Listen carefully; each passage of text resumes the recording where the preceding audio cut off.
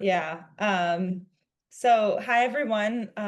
Welcome. So today we are presenting Agent of Change from Yale Divinity to the CIA.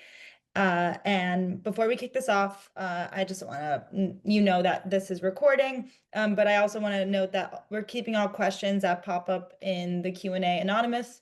So please ask away to your heart's content. And I'm really excited tonight to welcome Kelly McGannon. She is a graduate of Yale Divinity School, but as you'll learn, she has come to define herself in so many ways outside of her alma mater, because her career may have had its roots on Prospect Street, but it grew to include further studies at Princeton, teaching, executive coaching, and most notably, 20 years as a senior intelligence analyst and geopolitical strategist at the CIA. So, in my opinion, she is a real Renaissance woman. And today, Kelly lends her knowledge and her expertise to companies and startups. And when she's not helping them navigate the rocky markets and the industry, you can find her writing and sailing, always learning something new, or joining us for a lovely session like this tonight.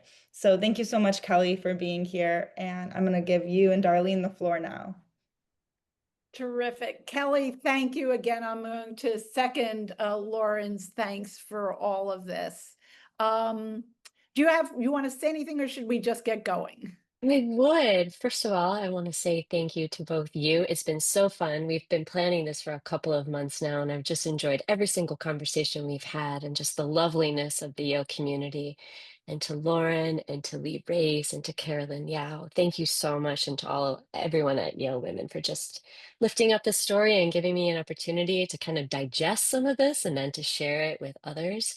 And then, of course, to family and friends, I see you guys. I know you're here. I can feel you. So thanks for having my back and being with me. I love you guys.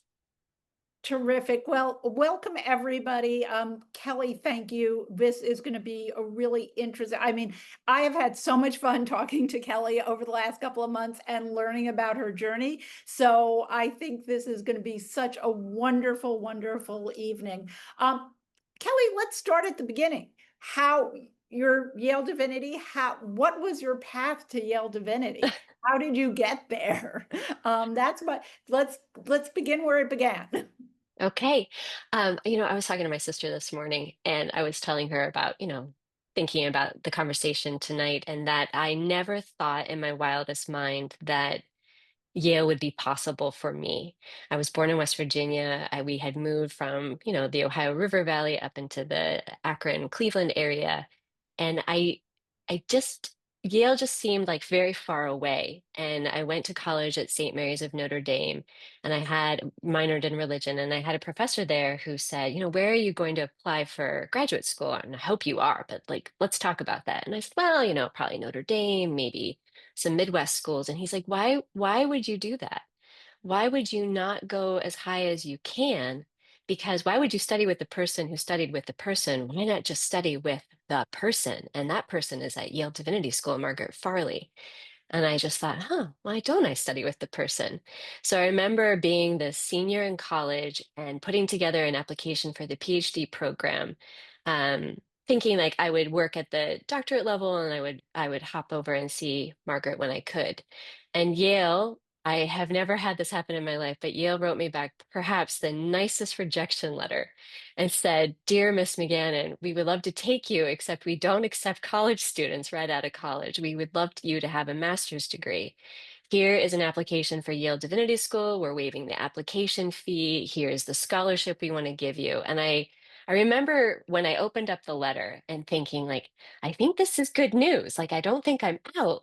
And then just arriving at Yale and just being so internally grateful for the time that I landed when I arrived, that was 1999, and I was there until 2002. And just really, Yale taught me so much about the world. It gave me many avenues for my to saturate and to expand my own curiosity. It exposed me to the world in these incredible ways, to include a fellowship to live in the Middle East and study, my master's topic at the Church of the Holy Sepulchre. Like it just kept opening doors for me. So I have incredible loyalty to Yale and to the community there today because without education, there's no way that I don't think that route would have been possible for me. And I know we talked about you didn't, when you went to Yale Divinity School, you thought you were going to be studying one thing, and you have always been adaptable, it sounds like, and you transitioned to what your topic was. Yes. Right. So when I first arrived at Yale, I declared that I wanted to be a bioethicist because at the time I thought it would be a really noble thing to do to sit with people at end of life care decisions and help them think through the ethics, the implications of what this would entail, just to be with them in that space.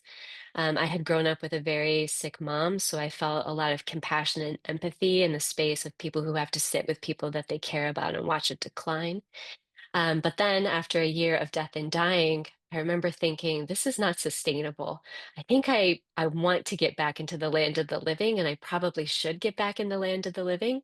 And so that's what I did. The Institute of Sacred Music had a wonderful program for religion and the arts. And so I went back into a love of architecture, sacred art, and then pursued studies from there. And again, like Yale, I had an even better scholarship to do that because they said, great, you want to do that? It's now a full ride. And I remember thinking, what? Like this just keeps getting better for me.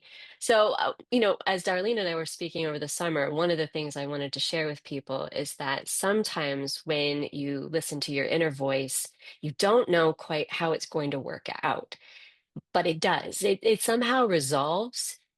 And for me, one of the lessons I've learned along the way, and I've had to learn this the hard way, is it's my physical sensations in my body that are telling me, hey, please return to the highlighted route. Please come back to the road you were traveling on.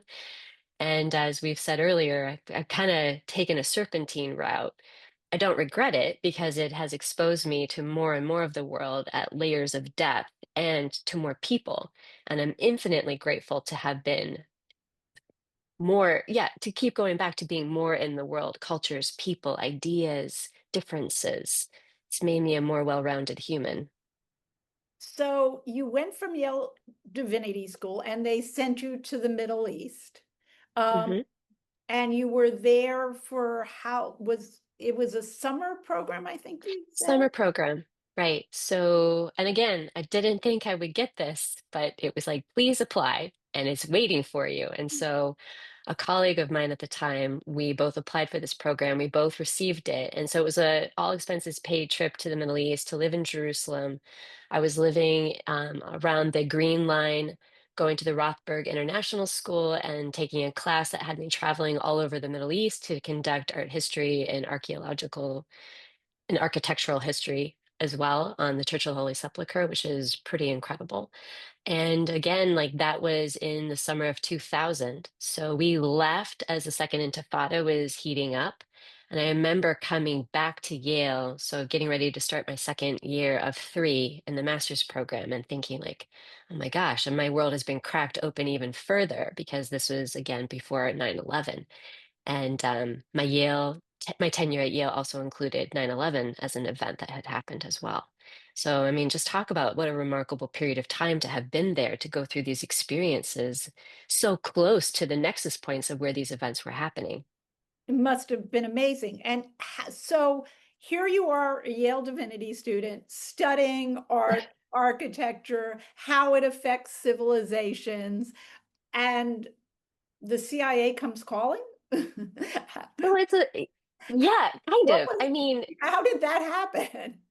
I know. So to pull the thread on the story in the chronology of it, after Yale, my last year at Yale, I had taken the Yale preparatory course to teach at the high school level. So my third year, as I'm working on my thesis, I'm also teaching high school at Hamden High School, which is just around the corner from New Haven. And so did that and had an offer to stay and to teach honors English there. But I also got an offer from my alma mater, St. Mary's, to return and be a sabbatical replacement for a couple of years. So I'm back at St. Mary's now, teaching program that I had graduated from. And the story is that I was Alias, for those of you who are my generation, Alias with Jennifer Garner was on TV at the time. She is a young CIA operative and she's putting on wigs. She's having like the coolest life ever. And we're all like, my students and I were all watching it because it is the show to watch. And so at the time, I had encouraged my students to go to this career fair at Notre Dame because I felt like it was bigger and larger than what we could have at St. Mary's. I wanted them to be exposed. It was not open to St. Mary's students, but because I had been in the boxing program as a freshman at St. Mary's, I remembered like how to get into that building. So I got us into the building and said, "Look, I'll just meet you back here in an hour or two." I wanted to go see a PhD program that I knew would be on campus, and that's when this happened. The proverbial gray man, the man who can disappear, who is completely forgettable. I remember I was just like, trying to find the map of like where I wanted to go next, and he's next to me, and we start talking, and eventually he's asking me questions like, what are you here for? And I said, oh, PhD program, sussing them out. What's the topic? Oh, architectural, archaeological history, medieval. He's like, oh, that's really interesting. So he's asking me these questions, and I'm answering because I'm a Midwesterner. That's what we do. We talk to people. And he he's like, oh, you were a martial artist. Oh, you used to box. Oh, you lived in the Middle East. You're learning Arabic. And then he whips out this card that had like Central Intelligence Agency and his name on it. And he hands it to me. And he says, I never do this, but I want you to call me and I'd like to bring you in. And I said, this is a scam because I watch Alias and I know this is not how it happens. This is not how it happens. You're a creepy dude. But the card, I put it in my back pocket and it burned a hole back there because all I could think was, oh my gosh, maybe it is real. I could be Sydney Bristow. That was Jennifer Garner's character. I could see behind the curtain. And more importantly, my grandparents, they just had these remarkable stories about their lives. And I thought, if I'm 80 years old one day and I look back on this moment, will I regret that I didn't say yes? And so I said yes. And that's how that happened. They got me in really quickly. I went through the polygraph, I did all the security background, and then found myself in it in the summer of 2004. Wow. I mean, so Yeah. I just have to ask, did he follow you? I mean, did he know you were going to be there? Oh, yeah. It was kind of like, if you've Followed anyone you? out there has, well, not quite. It's like if you've ever seen The Matrix when like Morpheus is there after Right. Neo like drops down, like I felt like he caught me on the other side. And I was like, because I remember him saying to me, he's like, I don't know if you're gonna like it, but you might actually get bored, but just get your foot in the door and then you can make up your decision for yourself. And I remember finding him once I landed inside and I was like, I have so many questions for you. And we actually became quite good friends. He mentored me for a while. That's fabulous. What a Mhm. great story. I mean, it really is I know. it's out of a movie or TV show. I mean, it's I like, know. does this really happen in real life? Well, yes, it does.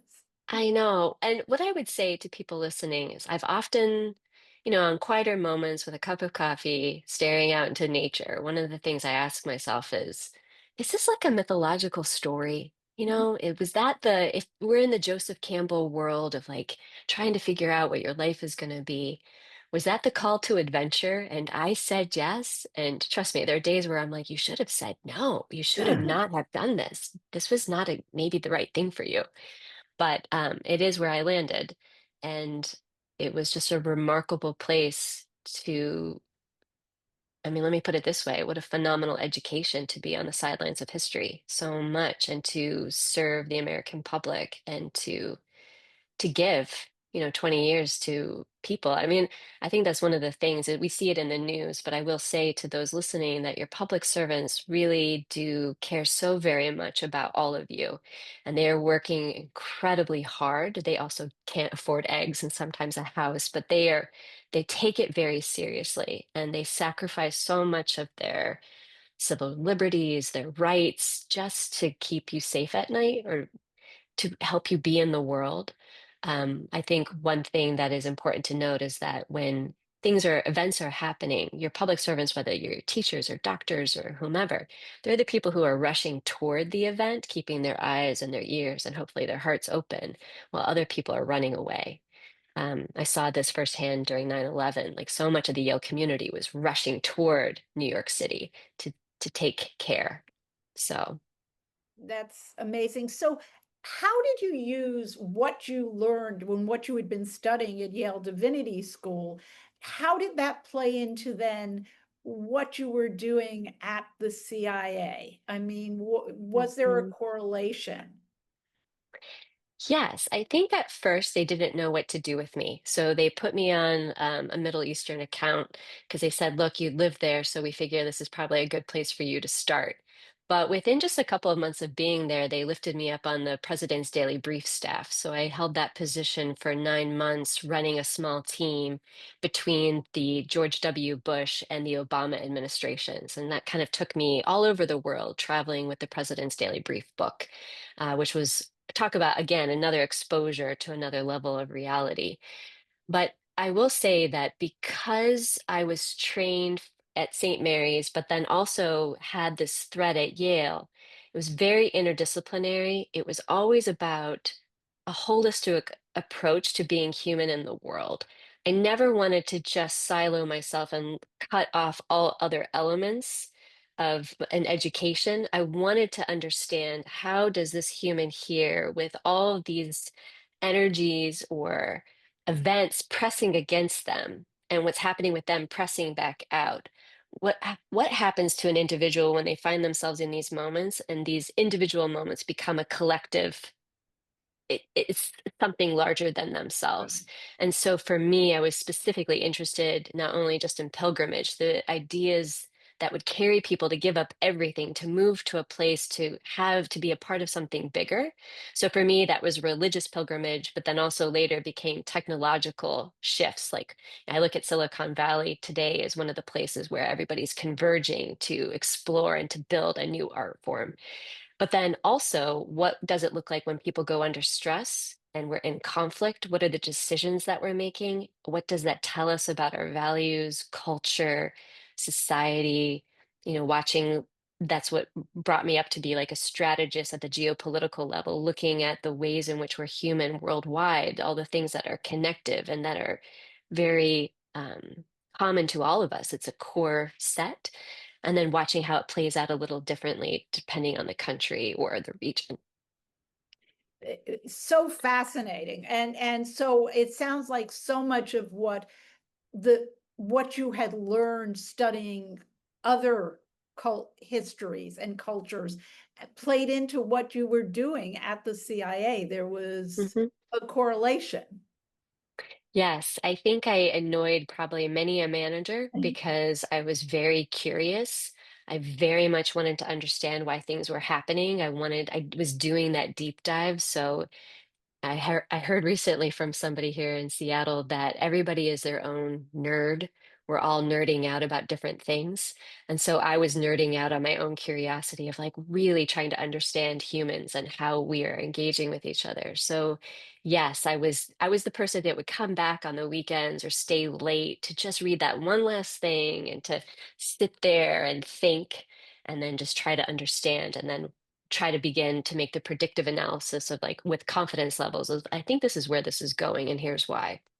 Did you find you had mentors at the CIA who encouraged this, or were you sort of swimming upstream? Yes. And I will say that I've been very, very lucky to have great mentors at every stage of my life. It is something that I have actively looked for. It's something I have asked for along the way because I feel like when I arrived at Yale, not that I was a little scrappy, but I thought I'm going to need some help to understand this environment. This is all brand new to me. I'd come out of a Catholic women's college and now I'm at Yale Div. This is the first time living outside the Midwest. Like, what? I had a lot of culture shock. And so I was trying to find again those helpful allies along the way who could like whisper in my ear and help me, and then who I could also be vulnerable with and feel a sense of psychological safety with them to be like, I really don't understand what's going on. Like, help me out. And so, yes, at the agency, I had several really wonderful, incredible humans who helped challenge my thinking. I was told when I arrived that I was a great creative thinker, but my analytic thinking needed some help. So I was like, well, I guess that's what I'm going to have to learn to do.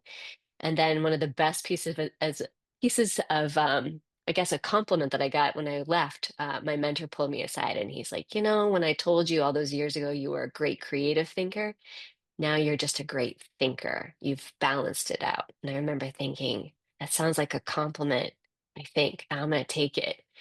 But to those listening, regardless of where you're at or regardless of what transition point you're in, I would say finding people that you feel safe with to open up and say, I really don't know what to do next. Can you just be a thought partner? I find most humans are really generous and good, and they will help you if you ask. So don't be shy. That's such great advice. I do have to, we're going to go to the Q&A in a second, but I have to ask one other question, because this is Yale Women. Did you find in any way being a woman in a place like the CIA challenging? Were you one of few? And did you feel like you had to break into the old boys network necessarily? Yes, all the time, especially when I transitioned more into the realms of technology, science, tech, weapons. For me, I was often the only woman in the room uh, for layers of management. And so that was incredibly difficult because you can expect that you have to be very strong. You have to be able to speak up. You can't be afraid to tussle. But I can't tell you how many times I would lean on other very strong women and just say, this is annoying me, or something would happen where you're publicly humiliated to be brought down a level, or harassed, or um, assaulted. And it is, how do you find yourself in those landscapes when you are not wanted? I once had a male manager tell me, he's like, you're just, as a woman, you're just going to ruin it all. And I remember thinking, like, maybe you guys need a break. You need some like fresh air in here. I understand what he was saying. It's like, I'm the one asking questions. I'm the one be like, what are we doing? Not trying to be Wendy in their in their world, sewing on shadows to people. But at the same time, I mean, it can be very difficult. And so I think one of the things I am doing now is learning to shed those layers of armor that you don't even know as a woman you're putting up, and to just be in the world, and to have your head on a swivel, and to be thinking in advance of like, what is the outfit I'm going to wear? How am I, like Madeline Albright, like how am I going to move in this moment? What pin am I going to put on? How am I going to dress to be the strongest element I can? And so it it makes me sad that that's part of the story for so many of us.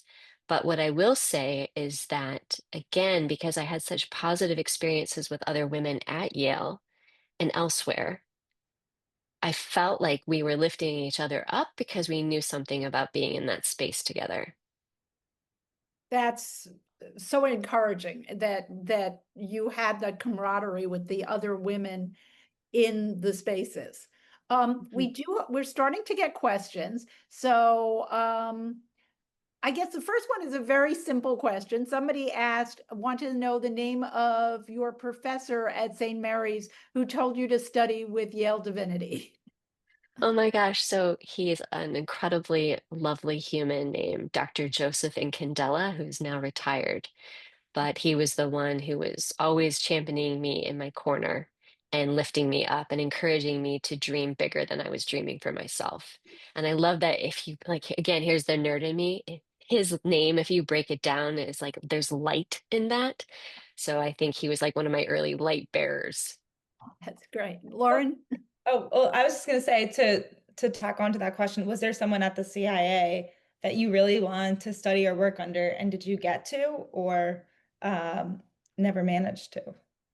Yes, I feel really lucky. And this is one thing I do want to say about the agency too. It is many things.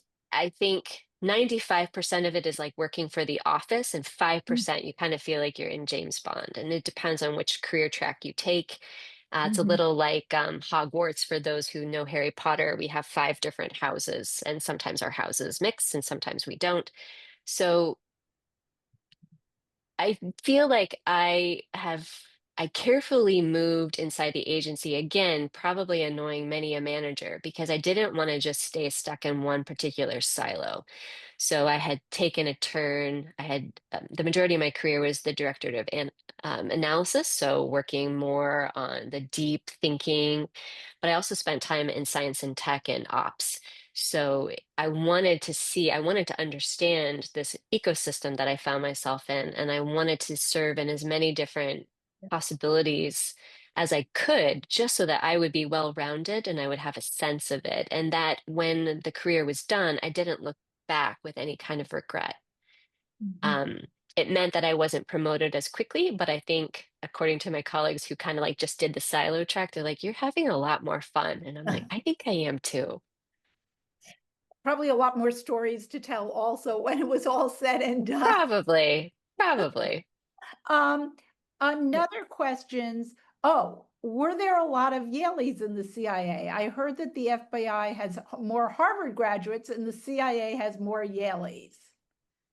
You know, I wish I knew the answer to that question. What I can say is that we used to have affinity groups. We used to have groups of people who were like, "Hey, here's so and so." But because so much of the organization is siloed, I didn't even know what some of my friends were working on. So unless you got to know somebody, I, you wouldn't know for sure what their background was unless they offered it.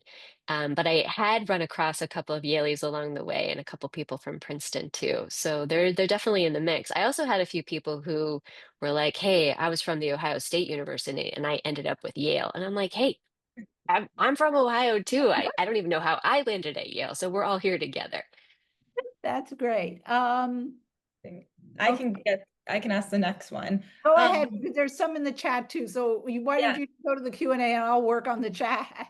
Oh yeah. So someone asks, did you ever have any concern that once you transitioned and were brought into the CIA, that you might not be able to transition out and do something else? Like, how did you navigate thinking about your transition, and did you feel it was a permanent choice at the time, or something a little more fluid? Yeah, thank you to whomever asked this question. Sure, I thought about it. One, I think when you take a tact of public service, regardless of where that your own journey takes you, you gain friends and lose people along the way, either because you're just not available as often or because people don't like the decisions that you're making. So when I went to the agency, I certainly lost some friends along the way who were like, "I don't understand what you're doing. Why are you doing this?" Um, and then on the way out, I think there's this myth, and I think maybe this is true for all of us, that when you do something for quite a chunk of your life, you begin to fall under the spell of this is all I think I could ever do. Mhm. And some of the best advice I ever got when I joined the agency was keep your eyes wide open and don't drink the Kool-Aid. And the third thing was don't over-identify with the job because you should have a life. And when it came time for me to consider what was next after 20 years, a couple of things helped me. One, our CTO at the time, who had come out of Silicon Valley, he pulled me aside and he said, "I think you have grown as much as you can in this organization." And his direct words were, "You've hit the osmotic boundary of what we will allow you to do. So, Mhm. if you're interested in your own personal growth, you should leave because what else are we going to ask you to do here? We're going to ask you to probably teach the next crop. But the truth is, we need them to do things that aren't what you did because we need them to learn the skill set." So, he's like, "Maybe that'll be gratifying for a year or two, but then what? Then what are you going to do?" And so I took his advice really seriously. And I chose to bet on myself, which is the great experiment now since I'm not there anymore. And the next thing hasn't fully been born yet. So I'm in this betwixt between space, which can be, it can be many things. But I still bet on myself. I bet on what I have within me, the experiences. I think that is something that can be woven into things that will be applicable and useful in the world. And I think for those who are considering a transition out there, bet on yourself because I don't think the path has been a mistake, but it's okay to outgrow things. It's okay to keep growing. It's okay to keep moving forward. That's what I would want for myself. Like on my deathbed, looking back, I would want to see that I had kept growing all the way until I had no more time on the planet. Mhm. Terrific. I'm going to do one question that came in the chat. This was somebody who was tested. When I was tested in the late 70s for either a spy or analyst position at the request of my Yale professor, my pattern recognition ability was in the top 1%, which helped me in my hedge fund career. Can you expand on this ability in connection with your analytical experience? Yes. So I feel like whoever asked that, we should have a cup of coffee because I'm a fellow like pattern like nerd on this. I can introduce you both, so I Okay. will make that happen. I I think that here's what I would say about it. That's just how my mind works. I'm constantly connecting in my head things that I remember from elsewhere in different industries, in different conversations, in different cultures. And it's like weaving. It's like I can pull these threads together and see what others miss. I don't understand it myself, so I've been trying to figure this out in the absence of the job, but I was very good at it. And I think it's because one, I think it was fueled by curiosity and then also fueled by pushing myself to see when I was wrong and then tuning my thinking. So it's constantly tuning my own thinking. Like, and my friends and family, they know this about me. Like, I'll make a prediction and I'll be like, this is what I think is going to happen. And then sometimes it works out and sometimes it doesn't. But I'm always glad when it doesn't because it tells me something about, I mean, I'll crack it open and throw it under the microscope and say, what was it about my own biases and assumptions that led me to make that decision? What Mhm. caught me this time and how do I tune it so it doesn't happen the next time? It's kind of like extreme puzzling, I guess. But I haven't broken it down into a particular formula. It's just something that I've just always been able to do. I don't know how else to describe it. I have a Yeah. follow-up to that. Because I think there are some people who are born with certain sort of innate talents like music. You either have it or you don't. I think a lot of mathematicians are born with innate. Do you think you, even as a child, did you have that curiosity, that analytic sort of mindset? Or do you think it was something you developed? I think for me, I have a phenomenal memory. I wouldn't say it's photographic, but I will say it's pretty darn close. So, and I read very widely. I read everything that I can. I listen to things. I listen to things that I don't agree with. I'm constantly pushing myself to be in the world and then trying to not memorize, but the recall is very good, where I'll be watching something or talking to somebody, and then I'll think, wait a second, I just saw the piece of that that's over in this thing, this industry. Let me dig into that industry and see, oh, it's that. Huh, that's interesting. So, like, for example, with like copper, I'm fascinated by copper as a metal. So, like, where does this copper go? I just heard that story about a rise in theft because copper is so rare. This is what AI is doing around copper. And it's just like paying attention to all these threads, looking at supply chains. So, I don't know. I think it's just something that I think is just fun. Weirdly, again, going back to your own like nerding out, this is what I nerd out on because I would not say I'm like the best musician or the great at languages, but this just comes easily and I keep nurturing it. Yeah, it sounds like patterns is something that going back to your curiosity is something that continually like draws your attention. Someone in the Q&A is wondering, and to connect this to, the way you work, she was wondering, what is geopolitical strategy like involve? And does it involve this pattern recognition? What is it like to do it? Is there a day-to-day that you can give us a glimpse of? Yes, every day for decades, I've gotten up and I've listened to five news streams that are all separate from each other. And I like to listen to many that are not in the United States. Oh. So I first thing in my day, like it's what I do when I'm getting ready. If I'm out exercising or on a commute, I would just listen. Five Mhm. different points of view. I remember being at Yale and hearing Noam Chomsky once say, like, you have to do this. And I was like, he sounds really smart. I'm going to do that. And just being a young person and being at five news sources. And then listening to what's not being said.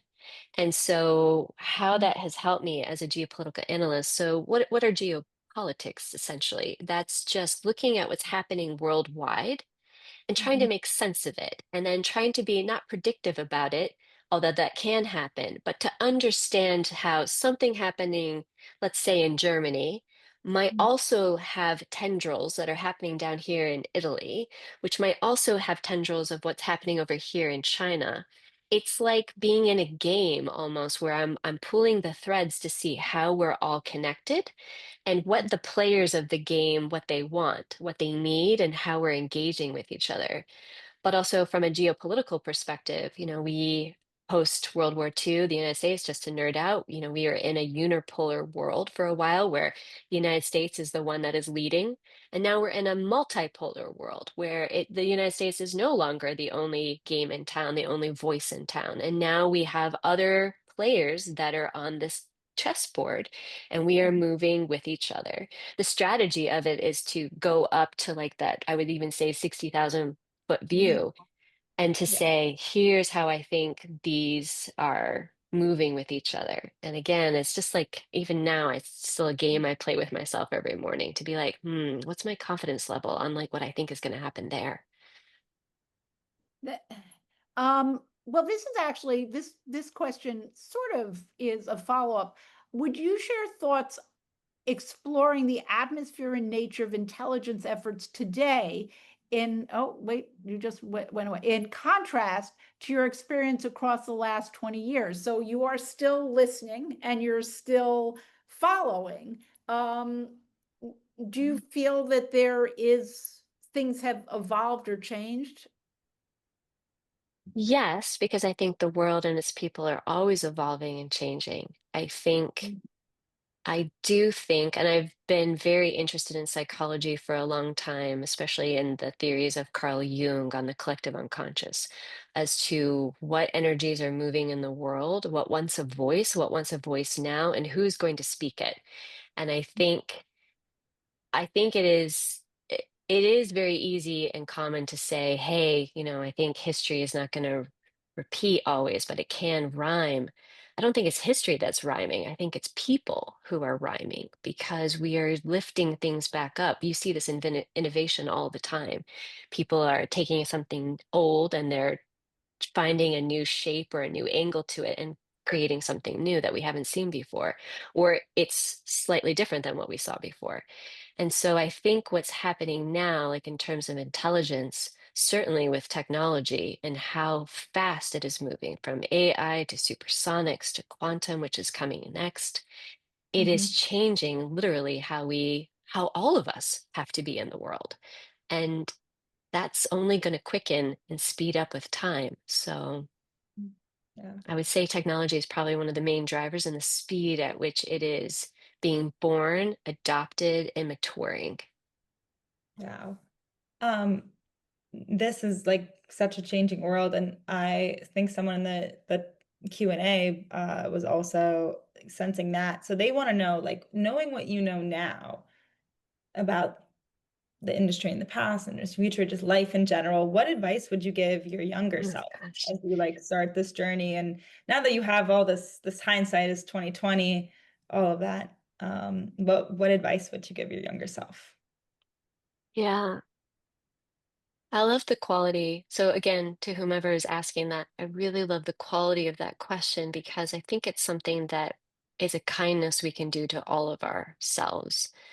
I mean, I think back to all my young selves. In fact, this is a thing that I do. I keep like a picture of myself as a kid on the fridge, and I think Mhm. about her a lot and like talk kindly to her about like you have no idea what's coming next, but like Mhm. I'm now 48 and I'm looking back at you being so grateful. You had curiosity, you had grit, perseverance, you kept going, you were blessed with great friends along the way and family, you knew love, like all these things. So I would say the advice, especially now, because things are so fast. I was explaining this to somebody the other day. It feels like right now with all the algorithmic whatever, it's Mhm. it is such an onslaught of Yes. information at at a rate we have never seen before. And I don't know about you, but my human beingness cannot keep up with it. And I limit it. I don't have a television in my house. I don't watch the news. I have chosen to, I prefer to read or listen to my news, but I will do it, especially if I know it's going to be something that's disturbing to me. I will take it out for a walk. One of the things that we know from my time at the agency, one of the things I did was I built, after the ISIS crisis of 2014. You may remember that period of time 11 years ago when so much violence, gruesome and disturbing content was hitting the news for all of us. And I was on the President's Daily Brief at the time. So I was for 4 years absorbing and having to really look at what is real evil in the world and how do you digest that? How does a soul, how does a human being digest the worst elements of being human? And how does it impact our communities and our families? And so I got mad about it because I was not given that much support. I had like a piece of paper slid to me and they're like, yeah, you do yoga, you meditate, you'll be fine. And I'm like, but I'm not okay. And so with some friends, we built this mindfulness resiliency platform at the agency, which is still going very strong today. We even have a doctor at the Mayo Clinic now on staff with us, helping us. And so, where I'm going with this is one, it's okay to set boundaries. It's okay to determine like how you will consume and what you're consuming. It's okay to say, to give yourself a lot of grace. Like, I put my hand on my heart a lot during the day or like on my leg. I try to remind my body, hey, parasympathetic nervous system, I need you to turn on. I need like some calm, and to do the things that keep your bucket full and to do the things that help you feel not alone in the world. Because with such speed and with such consumption that is done often in a solitary way with a phone, you can get seduced into thinking it's just you, and it's not. We are much more connected than we think we are. And so you got to come up for air and be in the world. So I would say, in short, give yourself a lot of grace. Find some way that when you are feeling like, ooh, my anxiety is high, or I'm skewing toward depression, or I'm irritable, like have that internal guidance system say, please return to the highlighted route. Like, please find something that you like to do. Please put the phone down, go on a fast, limit the Mhm. consumption because not even animals are force fed like this all day long. So, information, not all of it is good news. A lot of it's junk. So, that's my personal opinion. Wise advice, very wise advice. D- let's see, we have so many questions. I know, really a ton. But in that answer, I think you answered someone who was wondering how like you compartmentalize and work with some of the heavy stuff that you had to deal with. It sounds like you have a really great system and you're in tuned with making sure that you do slow down and give your body Yeah. and your mind the time it needs to process things. hmm Yeah. What I will say to that, and for my family and my friends that are listening to this, I need to thank you because you you do need to be knitted back together by people who love you after you have been exposed to a lot of what's happening on the front lines. And again, this is to our military vets. I know some of you are on the call too, and who have been in these places and spaces, teachers, doctors. I mean, all of us, we probably know somebody or have been there ourselves. it- Mhm. for me, it is sometimes I am like so dedicated.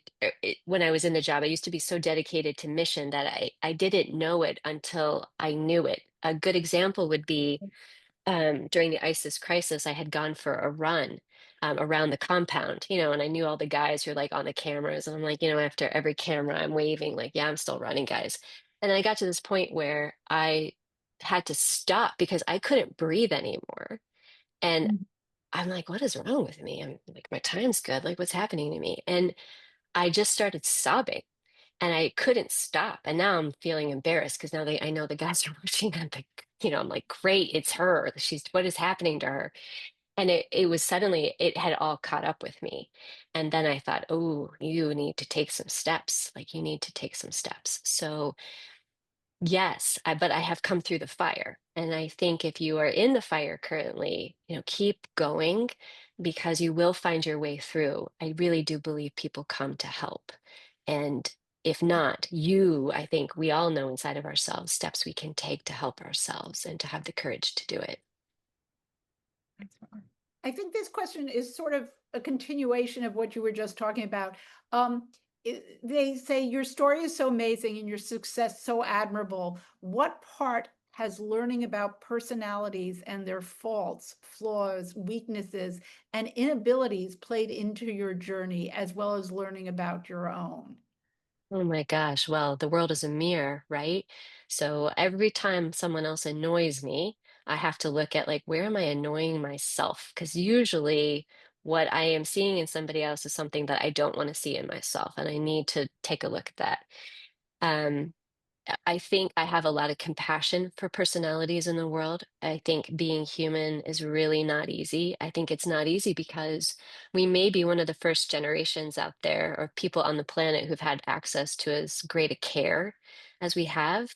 I don't think that our families necessarily got the support that they needed when they went through what they went through. So a lot of us are carrying that kind of like heaviness. We may not even know that we're carrying it. I think one of the things I've learned is that most personalities just don't do very well under stress when it is chronic. I'm not talking about the stress that kicks on where you're like me ahead of this talk, like, ooh, I'm now like, I can say the words. I'm talking about the chronic stuff, the stuff that lingers with you for many, many months, possibly years.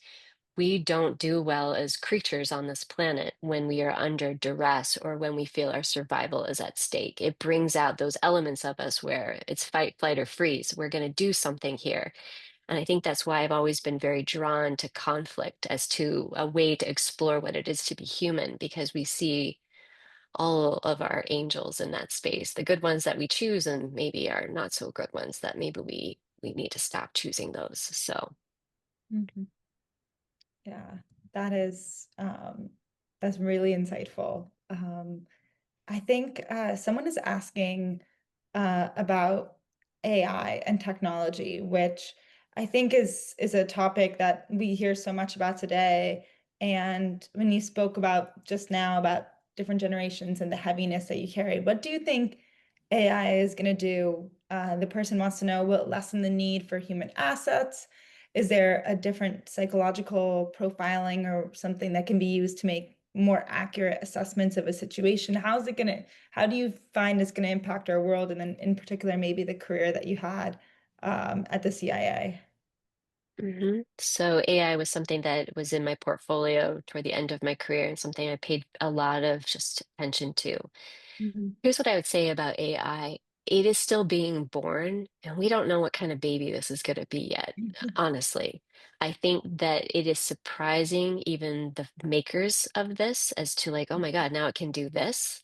And I always find that interesting with technology because it doesn't matter if it's AI or if it'll be quantum or fusion or going to Mars or leaving the Mm, solar system, or if it was social media, if it was the railroad, if it was gunpowder. I mean, everything that we are making in the world says something about us. And I think it always surprises people when we're in that space of like, oh, the maker of it might be very altruistic and might have these beautiful ideas as to what it will do and how it will save humanity. And yes, that is also possible. But because we are the spectrum of what it is to be human, mhm, criminals, entrepreneurs, and others will always be the first to point out what we've missed in the original making of it. And that's where you start to see a lot of innovation crop up as well. So I try not to like focus on AI as being this very disruptive force because we thought social media was disruptive and we thought that the computer was disruptive. It's just disrupting us faster and it's moving so fast we don't always have the transparency to see within the black box as to what's happening in there. So I think, fortunately or fortunately, in the next, say, 10 years, we're really going to watch this thing be born. But remember, all technology, like the metaverse, you'll remember a couple of years ago, there's like, oh, it's going to do all this stuff, and then it died. So the question I have is like, what do the supply chains look like? What does the funding stream look like? What is going to be the public willingness to adopt? We don't know those things yet. That's still in the unknown. And so those would be the things I would encourage all of us just to like, don't fall into fear, stay close to it, keep learning about it, find the one little thing about it that doesn't like turn your stress response on, and be curious, because no matter what it is, you'll be primed for the next technological innovation that will come after it. Um, but yeah, I think we're still in the frontier of this. We don't know what it's going to be just yet. Mhm.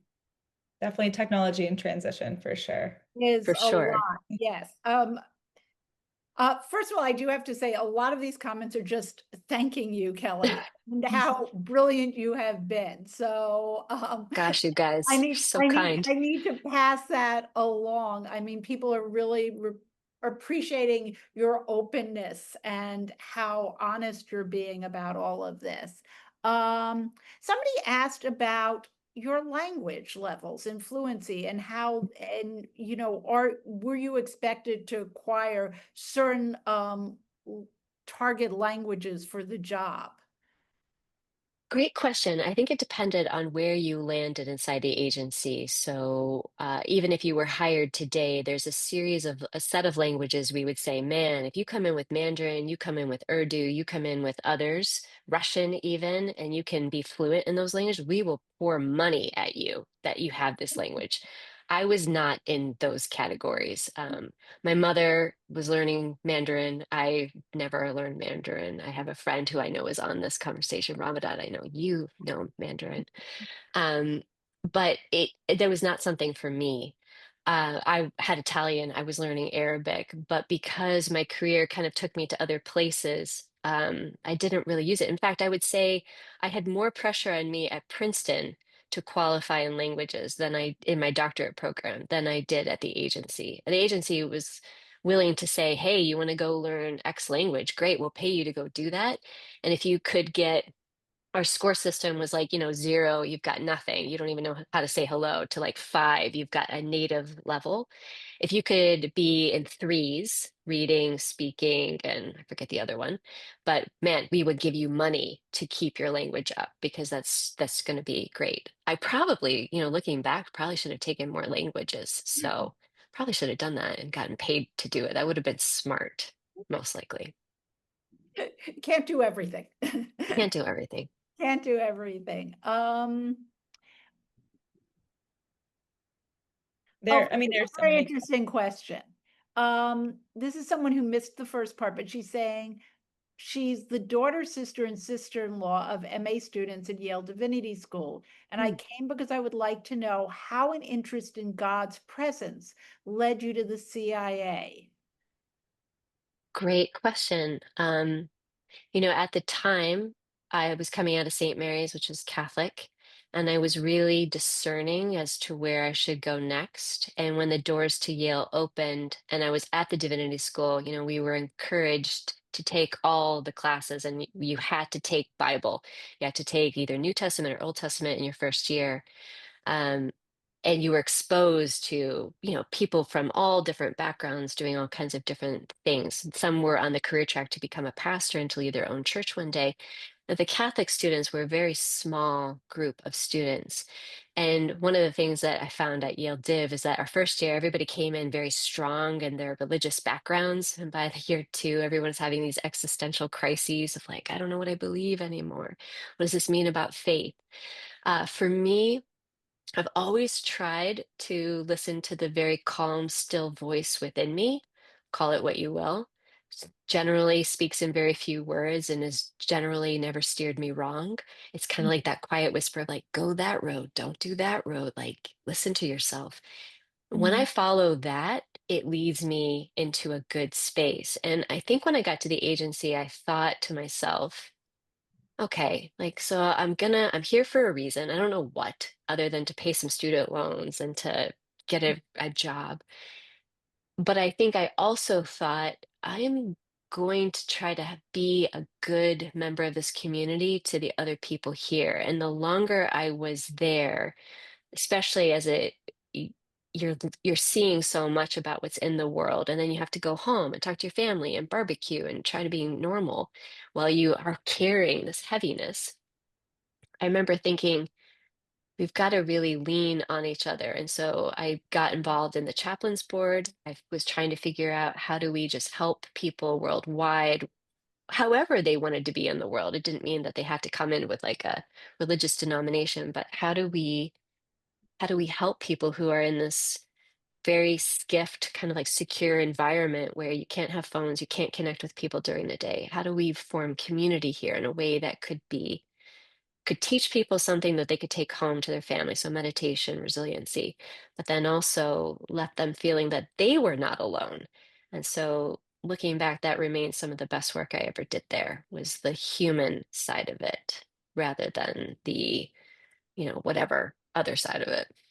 Well, Mhm. I mean, and that had to have come from also having been at the divinity school, having had those initial conversations with people there, I would assume. Yeah, I mean, I think one of the things that Yale Div taught me was that they train you to sit with anybody discussing Mhm. anything under any circumstance or situation.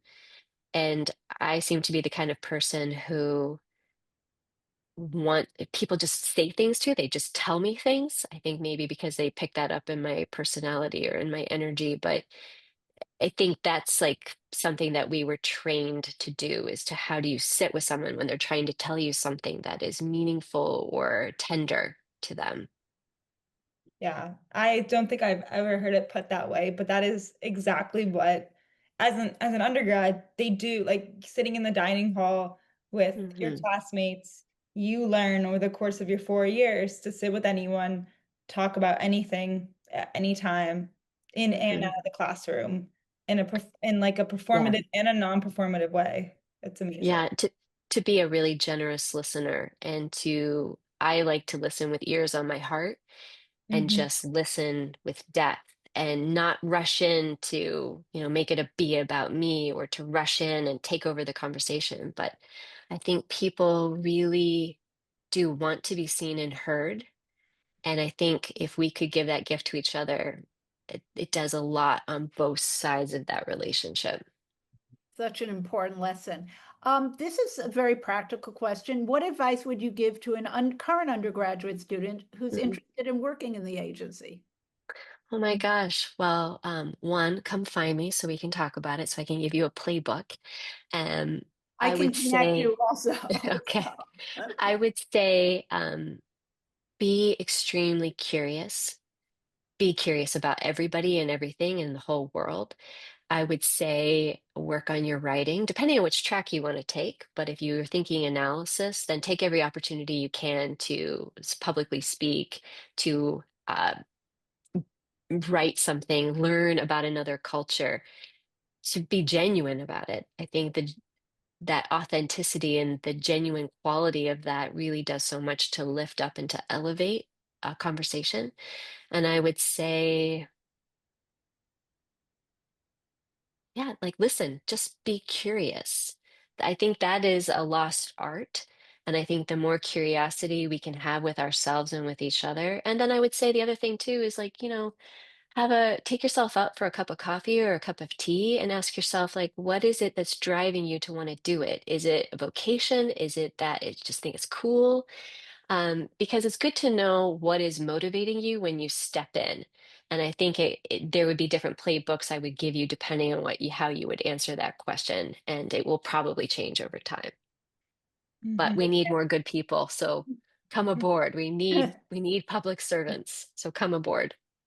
We're past the hour point, so I Yeah. don't want to hold you. I think we should add, this is one great end question. What was the most valuable lesson you learned from your time at the agency? Oh gosh. Probably not a short answer, though. Well, it's probably true for all of us. I would say no matter what, no matter the condition, the stress you face, the environment, the situation, the best advice I would give you is you've got to pay attention to your gut. You have to pay attention to your inside voice because it is not going to steer you wrong. It may not make sense to the outside world, but you will know. I think this is true, and you can learn to hone this over time. I think you will know, like, if there's something about this that is not working for me, something doesn't feel okay. I would like to spend time figuring out like what that is for me. Maybe it's just that I've outgrown this. Maybe it's just because I'm growing. Maybe it's because I've learned what I needed to learn here and I need to move forward. Or maybe it's that this isn't healthy. This is not great for me. Um, but that inner voice, again, the times in my life when I have not paid attention to it, I've gotten into trouble. The times I have listened to it, even when it doesn't make sense, I've always been on the right path. And I will say, in some cases, it has even saved my life. So that is what I would offer. And again, feel free to hit me up if you want to talk about it more. What a wonderful, wonderful way to end. So many people are thanking you for sharing. What I am going to say is I am going to put my email address in here, and because we couldn't get to all the questions. And if people have questions for you, would you mind if I send them along to you, if they send them Of to me? course. That's Okay, of course. You perfect. can So also find me on LinkedIn. So you can hit me up there and direct message me. And thanks everyone for just being so completely lovely tonight.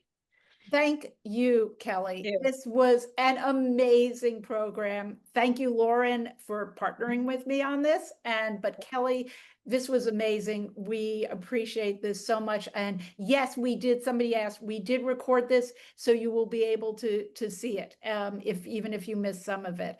Um, Awesome. I wish everybody a wonderful evening. And Kelly, we are so grateful. Thank you. Hey, thanks you, and thanks, Yale. I'm eternally grateful to you. So thanks so much for everyone who came. Really appreciate it. Take care, everybody. Have a good evening. Bye. Bye.